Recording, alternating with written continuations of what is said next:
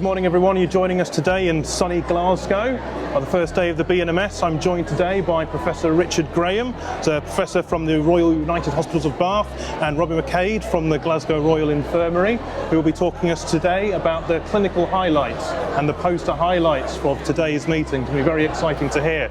Okay, well thank you. There were so many things to choose from when I was giving the clinical highlights lectures. A real smorgasbord of nuclear medicine here. A real high quality threshold. So what I thought when I was looking at things was I should be looking in PET-CT and also traditional nuclear medicine. We had really exciting PET-CT submissions from the King's College group looking at the comparison of long field of view with short field of view and the effect it has on PSMA imaging. I thought that was a really interesting clinical test. I won't tell you the answer, but you need to go to that session to learn. Also, while we're on the PET-CT theme, interesting study from UCL looking at checkpoint kinase inhibitors in breast cancer and whether tumor volume, metabolic tumor volume on PET-CT can be used as a prognostic indicator like it can in lymphoma patients. Yeah, so another very interesting PET-CT study is looking at skeletal binding in PSMA PET. This is a study conducted here in Glasgow. They had about 150 patients and they've given us some pointers when it's non-specific and when it's pathological, and I think that's really useful because that's a challenge that all PSMA PET-CT reporters will face. So going over to more traditional nuclear medicine, a really interesting study from University Hospitals Bristol on DPD quantification for amyloid cardiac studies. The Pellegrini staging, which we currently use, is a good system, but maybe it would be better if we could absolutely quantify how much tracer was bound to the myocardium. Maybe that would directly impact clinical management. So I'd commend that session to you. Another interesting study which I would commend to you is one on MIBG cardiac imaging for patients with movement disorders and dementia.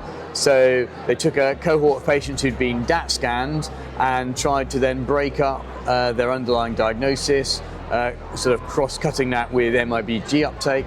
As you know, in idiopathic Parkinson's disease, you get less sympathetic uptake in the heart, and so that helps you differentiate from Parkinson's plus syndromes like multi-system atrophy and progressive supranuclear palsy. A really interesting paper which I would commend as well. So much to see, and I hope people enjoy the BNMS. Well, it sounds absolutely comprehensive and fantastic. Thank you very much, Richard. As I said, I think with PSMA PET, we're doing a lot more of that these days, so that's going to be very handy, and certainly with the DPD and the Perugini scoring as well. But thank you very much for that, and so we're looking forward to an amazing event. Robin McCade is now sat in front of me where Richard once was, who is now going to tell us all about the poster highlights and what we think we should look for at today's event. Thank you, Robin. Thank you. Yeah, so I'm Robin. The highlights, we have 167 posters, and across all subjects that you're passionate about, whether that's education, whether it's about management, whether it's about any particular system. If you're a specialist in nuclear cardiology, it's all there. We're breaking records, 167 posters. Couple I can pull out for you.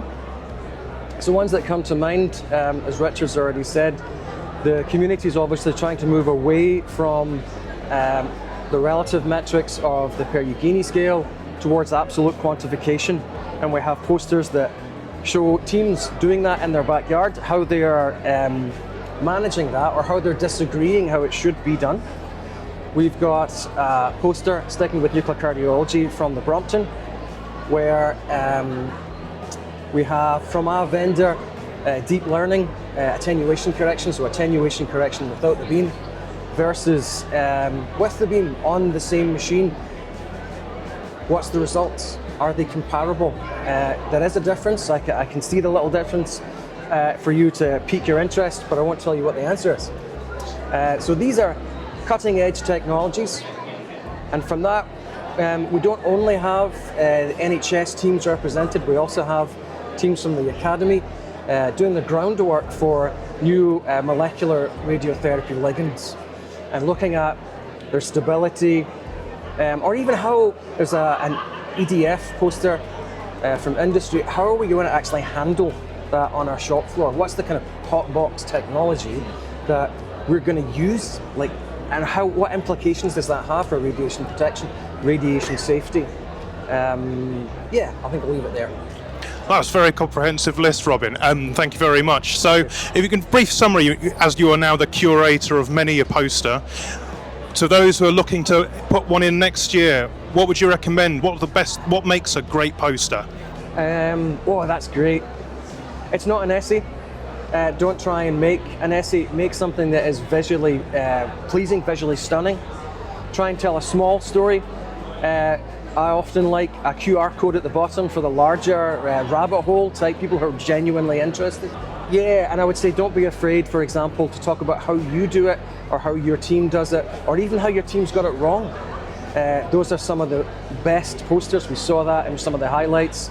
An extravasation and the erythrema that came second to do that, the staggeringly large doses that can come from routine practice.